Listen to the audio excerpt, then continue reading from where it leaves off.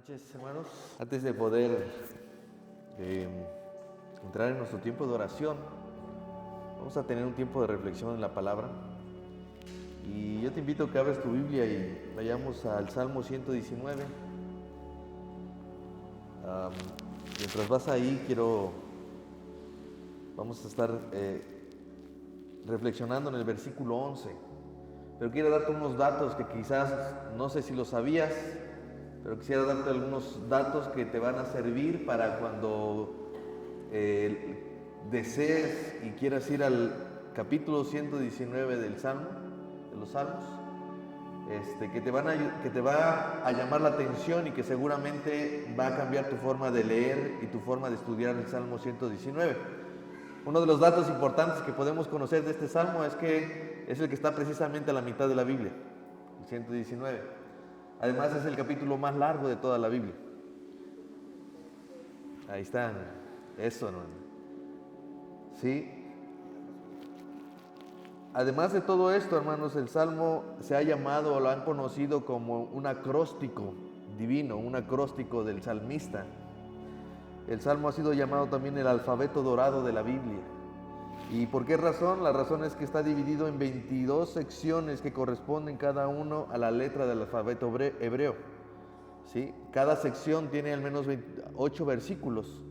Entonces cada esa sección comienza con, por ejemplo, la primera sección, cada versículo va a comenzar con la primera letra del alfabeto, el alfa. La segunda sección iniciará con la segunda letra del alfabeto hebreo, que es Bet. Y así sucesivamente cada sección inicia con esto. Por eso es que es un acróstico. Y esto es una obra de arte poética, ¿sí? Que si no lo habían visto, lo habían reconocido, esto debe de llamar nuestra atención y poder ir al Salmo 119 y poder tomar cada sección y apropiarnos de ello como algo que nos incita y nos motiva a ir a la palabra de Dios, ¿sí? Entonces cada sección contiene 8 versículos y cada sección inicia con ese alfabeto. Ahora, nosotros estamos en la segunda sección, el versículo que vamos a estudiar está en la segunda sección. Y si lo leemos un poquito antes, el contexto, nos vamos a dar cuenta que inicia en el versículo 9 así: ¿con qué limpiará el joven su camino? Con guardar tu palabra. Con todo mi corazón te he buscado.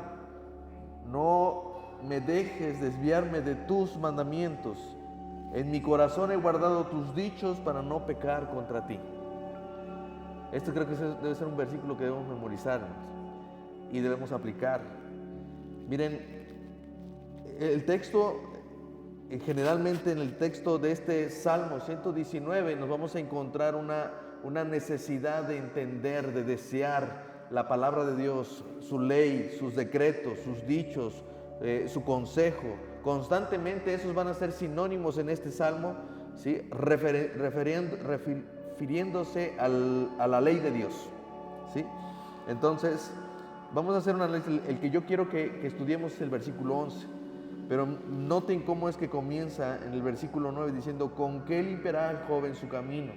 Es decir, hay una intención, hay un deseo y un anhelo que todos deberíamos de tener, el desear que nuestro camino sea limpiado, ¿no?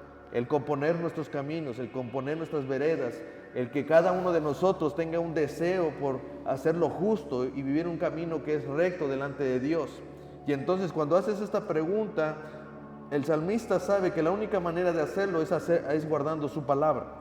Entonces hay algo que hacer y es aquí como el versículo 11 tiene un sentido. Dice: en mi corazón he guardado tus dichos para no pecar contra ti.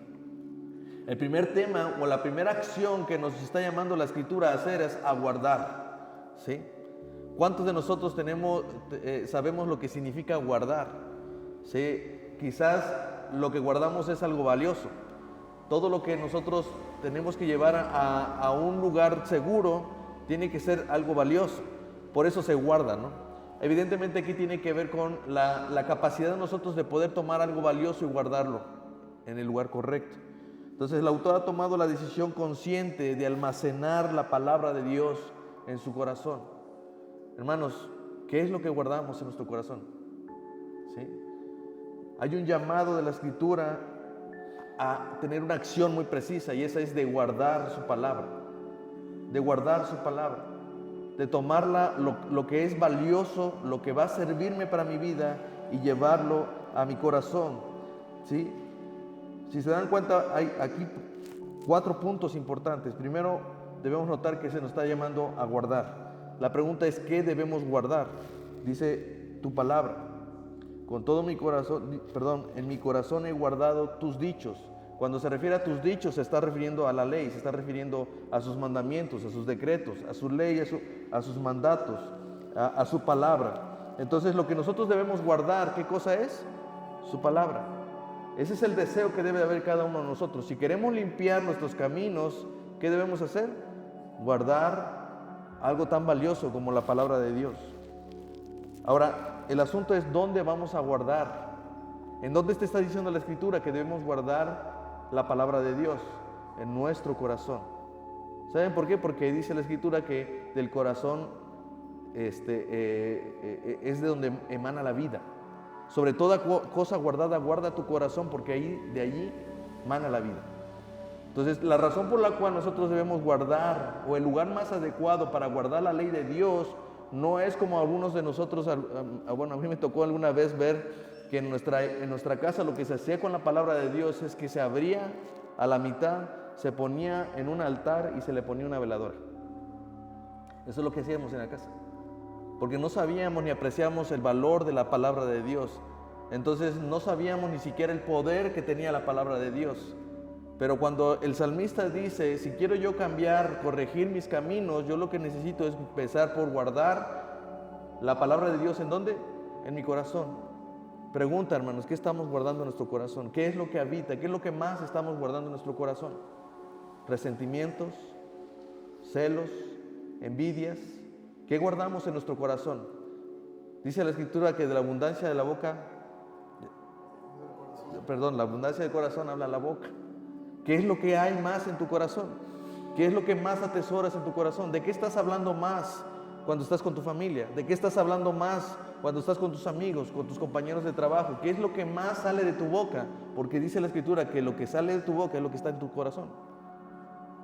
Si lo que sale de tu boca es la palabra de Dios, es porque ese es el lugar que tú has buscado, en el que has deseado guardar su ley, sus mandamientos.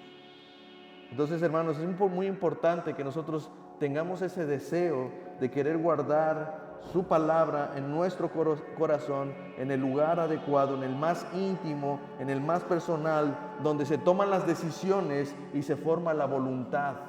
Por eso es importante que su ley esté allí, no en nuestra mente únicamente, hermanos. No es un asunto simplemente de memorizar versículos, ¿sí?, sino de guardarlos, entenderlos, meditarlos en el lugar donde es el centro de operaciones de nuestra vida. Todos los días estamos tomando decisiones, todos los días estamos haciendo ajustes a nuestras vidas. Cuando nos encontramos y nos enfrentamos a un problema, lo primero que sale de nuestro corazón, ¿qué es? Los pleitos. ¿Qué es lo primero que sale de nuestro corazón? ¿Sí? Las envidias.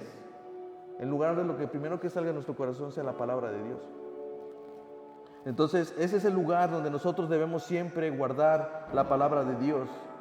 Pero todo esto tiene un propósito.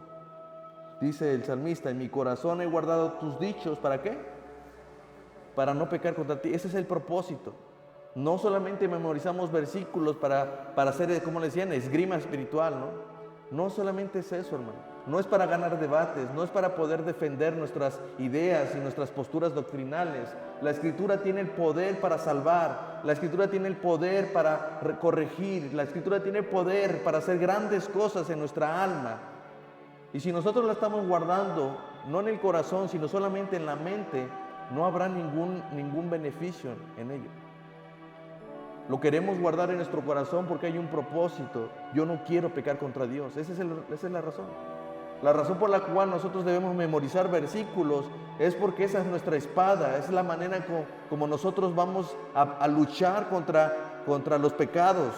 No hay otra manera en la que tú puedas ganar una guerra de esta magnitud si no es con la palabra de Dios. ¿Qué es lo que hizo Jesús en el desierto cuando se enfrentó a Satanás? ¿Qué es lo que utilizó el Señor? Fue la misma palabra, siendo Él el mismo Dios, siendo Él el que había determinado hablar a los profetas en el Antiguo Testamento. ¿Sí? Dice que por el Espíritu de Cristo ellos supieron lo que había de acontecer posteriormente, aunque no lo entendían. Siendo Él el Señor Dios, está usando la palabra para defender. Y no hay otra, si el Señor Jesús lo usó para hacer una defensa contra el pecado, contra la tentación, ¿por qué piensas que nosotros no podríamos hacer lo mismo? Estamos llamados a esto, hermanos. Este es el propósito por el cual estamos aquí. Cuando venimos a la iglesia, hermanos, no venimos simplemente a sentarnos, a ser estimulados intelectualmente con los sermones y con las enseñanzas. Lo que deseamos es poder ser llamados nuestra atención a través de la palabra de Dios, porque lo que yo quiero es corregir mi vida, yo quiero enderezar mi camino. Pero para ello, eso que se está enseñando, eso que tú estás mirando en la Escritura, tiene un propósito, y es que tú no quieres pecar contra Dios. Yo no quiero pecar contra Dios. Para eso es la Escritura, porque en realidad tu deseo es: no quiero pecar contra Dios.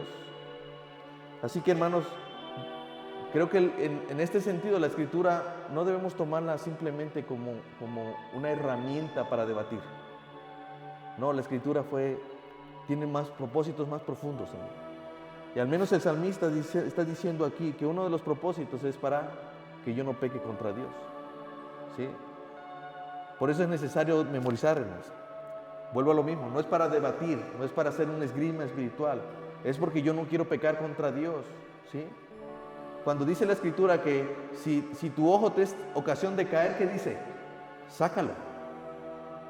Parece ser un llamado radical, ¿no? Pero lo cierto es que cuando tú memorizas ese tipo de versículos, tú tienes una espada espiritual con la cual puedes luchar contra tus pecados.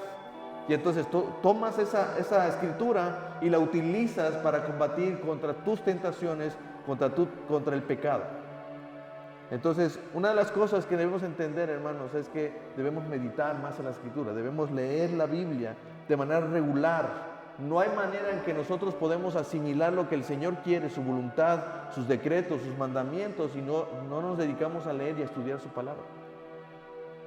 No solamente eso, necesitamos memorizar versículos para poder recordar la verdad.